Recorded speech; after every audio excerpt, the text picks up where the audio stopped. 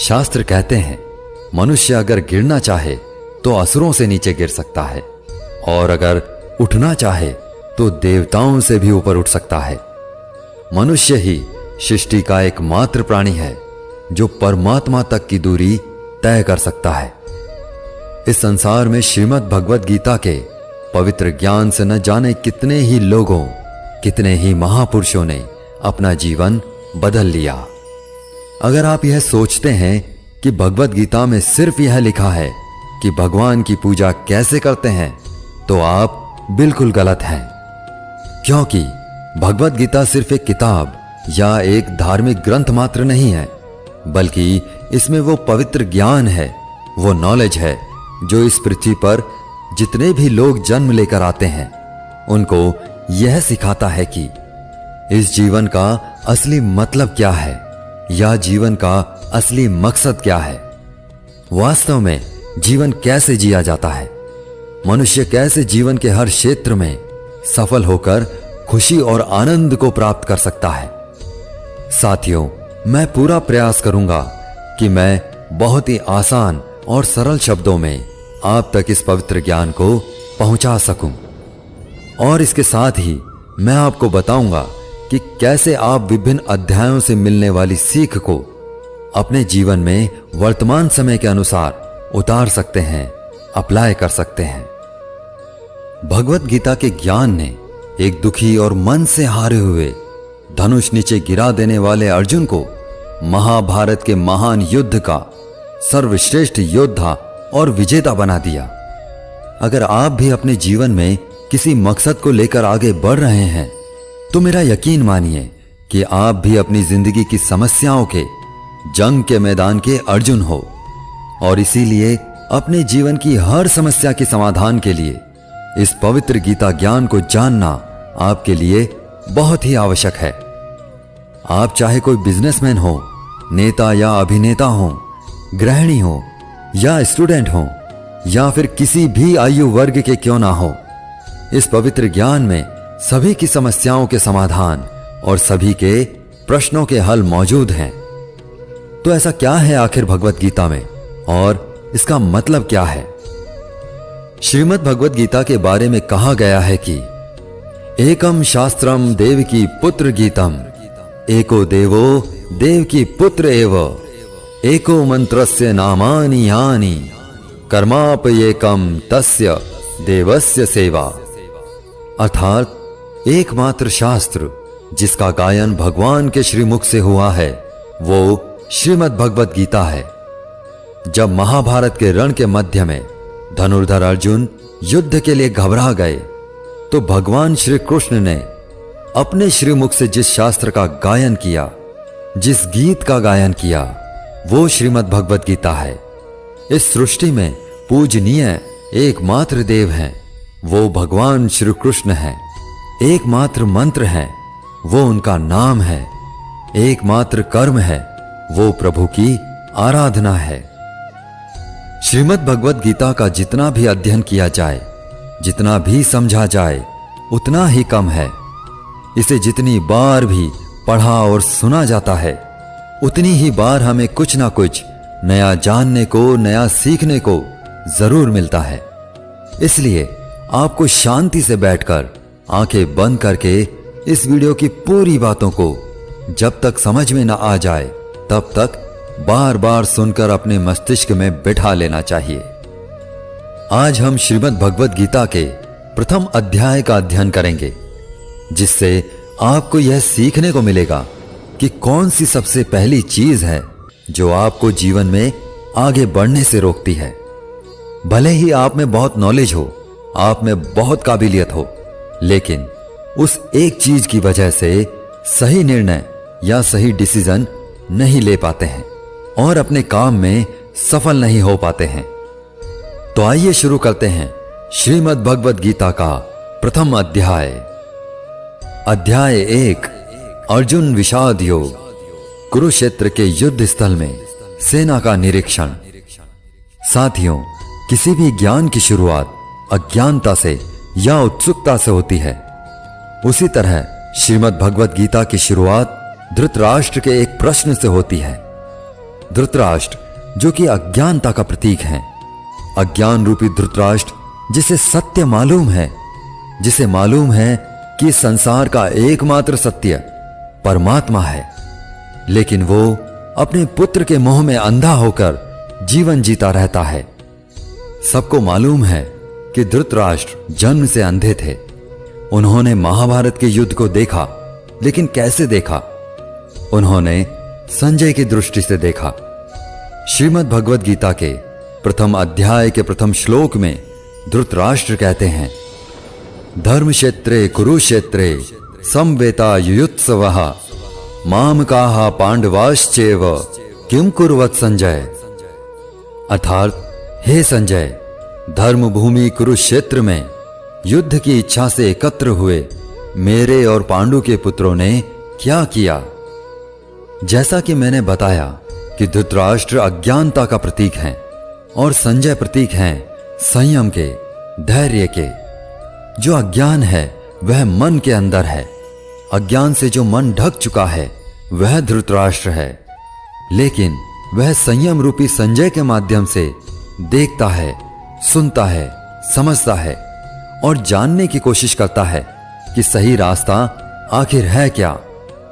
ये वो है जिसका जब तक पुत्र जीवित रहेगा, यानी कि मोह रूपी दुर्योधन जीवित रहेगा, इसकी दृष्टि हमेशा विकारों पर रहेगी, हमेशा कौरवों पर रहेगी। श्रीमद् भगवद गीता के प्रथम अध्याय के प्रथम भाग में महाभारत के कैरेक्टर्स की बात हो रही है। यहां पर किरदारों की बात हो रही है। कौन सा महारथी जो है वो जाकर शंख बजा रहा है, कौन सा महारथी जो है वो सेना के बारे में बता रहा है।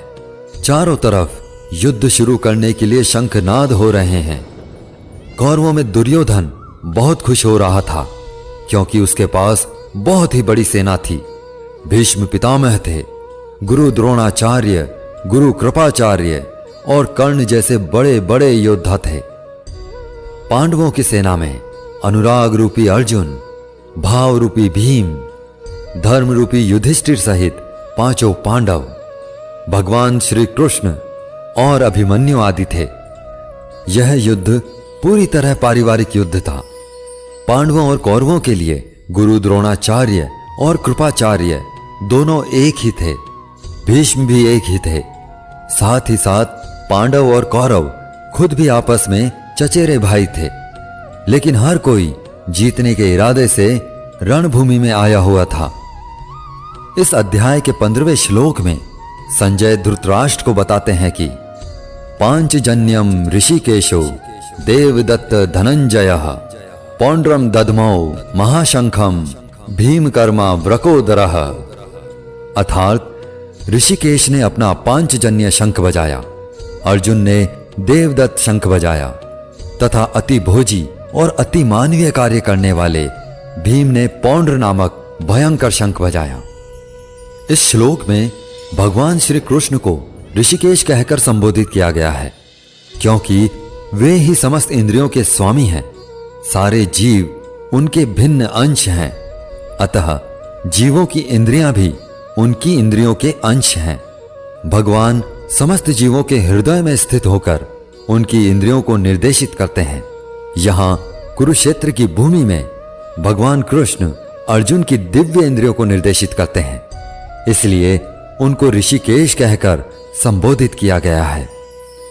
आप जैसे जैसे श्रीमद् भगवद गीता को पढ़ते जाएंगे तो आप समझते जाएंगे कि बहुत सारे किरदारों के बारे में आगे कोई बात नहीं हुई है। सिर्फ भगवान श्री कृष्ण और अर्जुन का ही संवाद सिमट करके रह जाता है, क्योंकि भगवान के श्रीमुख से जो शास्त्र निकला है वह सिर्फ और सिर्फ अनुरागी अर्जुन के लिए था। जब हम इसी प्रथम अध्याय के दूसरे भाग में आते हैं तो फिर बात होती है धनुर्धर अर्जुन की दुविधा की, उनके संशय की। अर्जुन जो है वो भगवान श्री कृष्ण से कहते हैं कि आप जो मेरा रथ है उसको ले जा करके दोनों सेनाओं के बीच में खड़ा कर दीजिए, मध्य में खड़ा कर दीजिए। मैं देखना चाहता हूं कि कौन कौन जो है वो इस युद्ध भूमि में आए हुए हैं।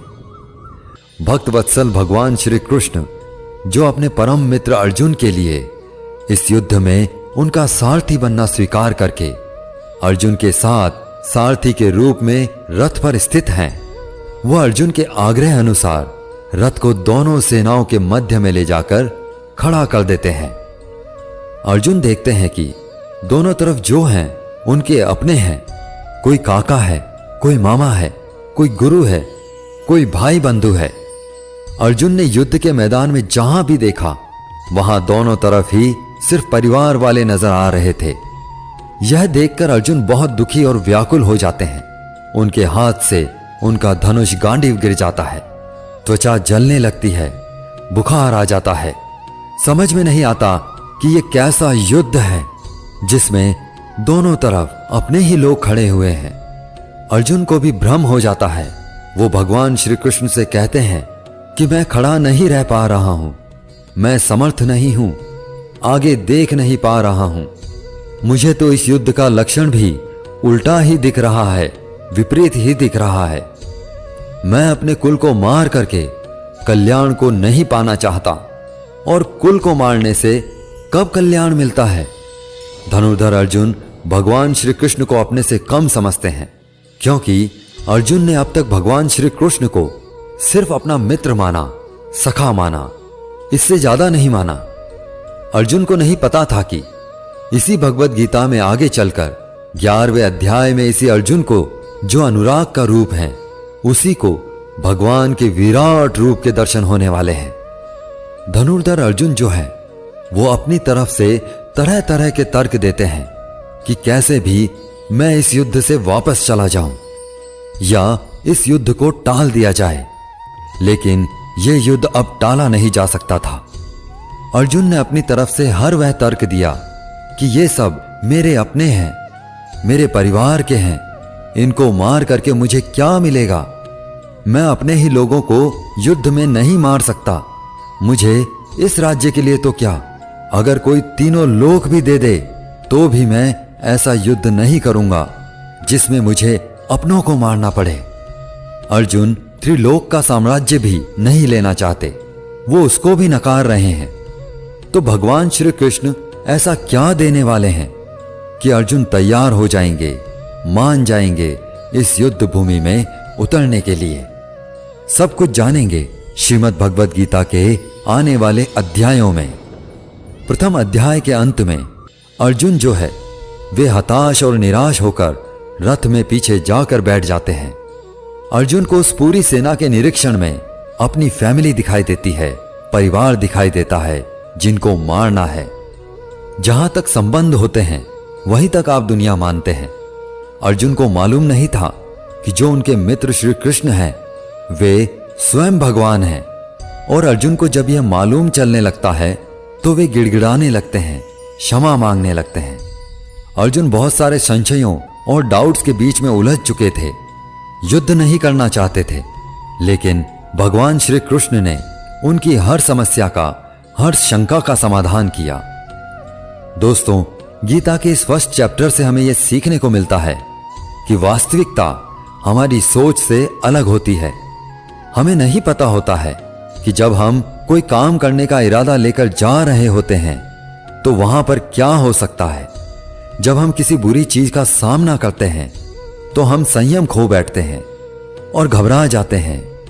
घबरा जाने के बाद हम हमारा ही असली रूप भूल जाते हैं। इसी तरह हमारे शरीर में, हमारे मन में भी अच्छाई और बुराई का युद्ध निरंतर चलता रहता है, जिसके कारण हमारे मन में भी अर्जुन की भांति ही तरह तरह के संशय, तरह तरह के डाउट्स पैदा होने लगते हैं।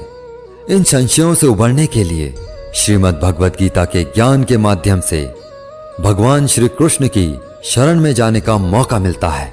तो आप जो पाप हैं उसे पीछे छोड़ने लगते हैं, पुण्य के साथ आगे बढ़ने लगते हैं, और अपने ही क्षेत्र को, जो अपना शरीर है, अपना मन है, उसे धर्म क्षेत्र बना लेते हैं। लेकिन अगर आप विकारों के साथ, बुराइयों के साथ चलते हैं, काम क्रोध के साथ चलते हैं, तो आप अपने ही शरीर, अपने ही मन को कुरुक्षेत्र बना लेते हैं।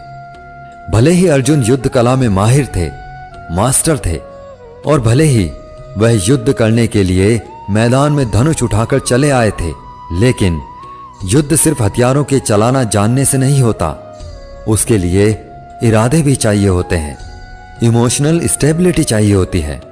मैदान में आकर अर्जुन को अपनी ड्यूटी या कर्तव्य से ज्यादा फैमिली और गुरुओं से मोह हो गया और फिर वे दुखी हो गए। वे युद्ध करने का डिसीजन नहीं ले पाए। इससे यह भी सीखने को मिलता है कि जीवन में हमें हमारा कर्म करने से सबसे पहले रोकने वाला कोई होता है तो वह है हमारा मोह, लगाव या अटैचमेंट। जैसे कि आप सुबह जल्दी उठ सकते हैं, लेकिन आपको नींद और आलस से मोह होता है। आप अपने लक्ष्य को हासिल करने के लिए कठोर मेहनत कर सकते हैं, लेकिन आपको आराम से अटैचमेंट होता है। अर्जुन एक क्षत्रिय थे और युद्ध करना ही उनका काम था, और वे युद्ध करने में बहुत अच्छी तरह से ट्रेंड भी थे, लेकिन वे मोह में आकर, अटैचमेंट में आकर अपना कर्म भूल गए। इसलिए अगर लाइफ में आपको चुनौतियों से लड़ना है तो आपको अपने अटैचमेंट को सैक्रिफाइस करना आना चाहिए। दोस्तों, इसको आप इस तरह भी समझ सकते हो। मान लो आप किसी से बहुत प्रेम करते हो, लेकिन वह मनुष्य आपके प्रेम की कदर नहीं करता।